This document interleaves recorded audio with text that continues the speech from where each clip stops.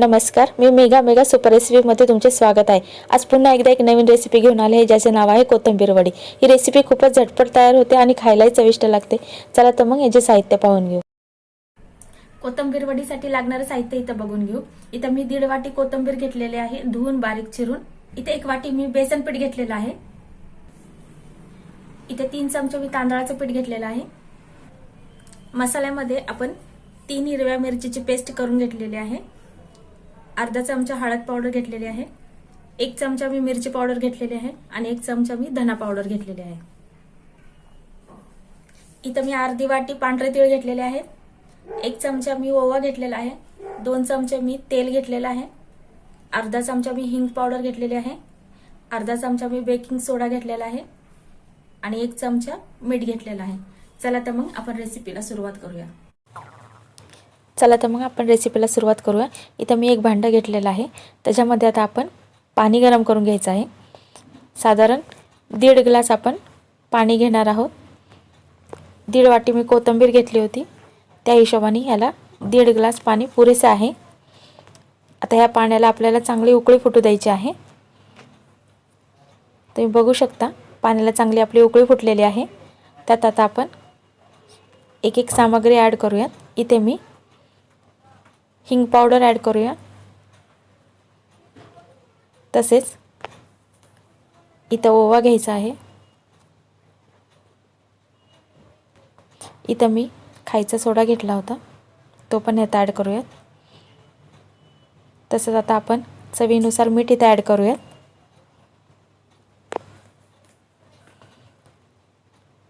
इथं मी हिरवी मिरची पेस्ट केली होती, ती पण यात ॲड करायची आहे। आता आपण इथं 2 चमचे तेल ॲड करूयात। तेलामुळे आपली कोथिंबीर वडी छान क्रिस्पी तयार होते।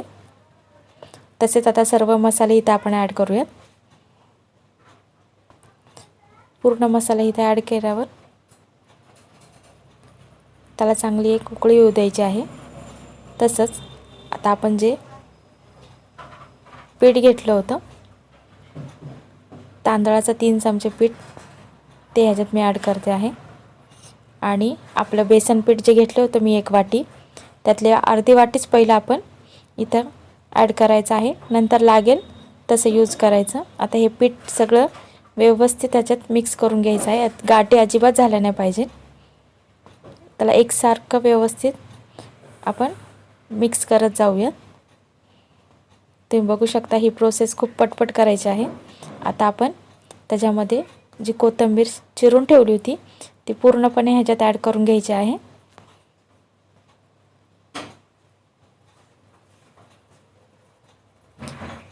आणि आता व्यवस्थित हे सगळं मिश्रण मिक्स करून घ्यायचं आहे आपल्याला व्यवस्थित।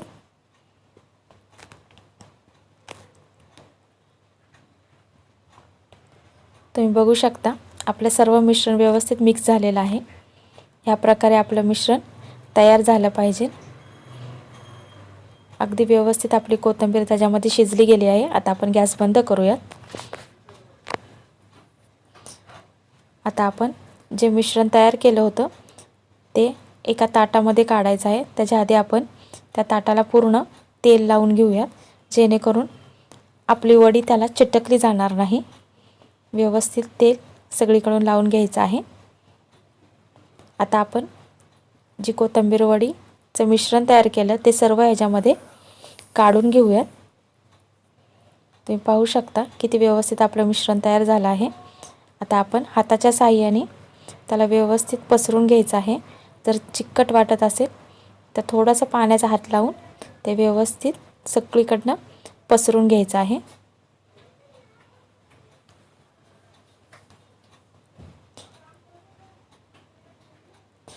त्याच्या कडा पण व्यवस्थित पसरून घ्यायच्या आहेत सगळीकडून। तुम्ही बघू शकता आपलं मिश्रण सगळीकडून व्यवस्थित पसरवलं आहे। आता आपण याच्यात डेकोरेट करण्यासाठी पांढरे तीळ घेतले होते, ते आपण ह्याच्यावर व्यवस्थित टाकून घ्यायचे आहेत, जेणेकरून आपण जेव्हा ती वडी तळतो तेव्हा ती खूपच छान दिसते आणि त्याला पुन्हा एकदा चांगलं दाबून घेऊयात, म्हणजे ते तीळ व्यवस्थित बसतील. आता हे गरम आहे तोपर्यंतच आपण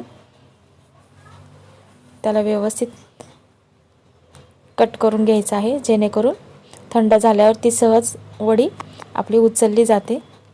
तुम्ही हवा तर शेपमध्ये त्याला कापू शकता.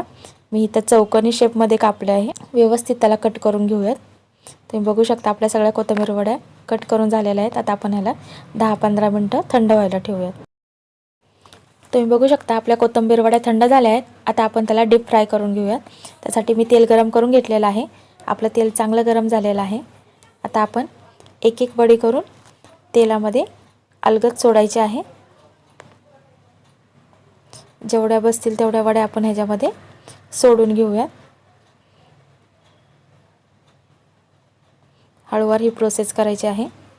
आता आपण चमच्याच्या साहाय्याने व्यवस्थित आपल्या वड्या गरम झाल्या आहेत, त्याला आता आपण पलटी मारून घेऊयात. एक बाजूने चांगल्या शेकल्या गेलेल्या आहेत आपल्या. आता काटा चमच्याच्या साहाय्याने आपण त्याला अलगद पलटी मारून घेऊयात.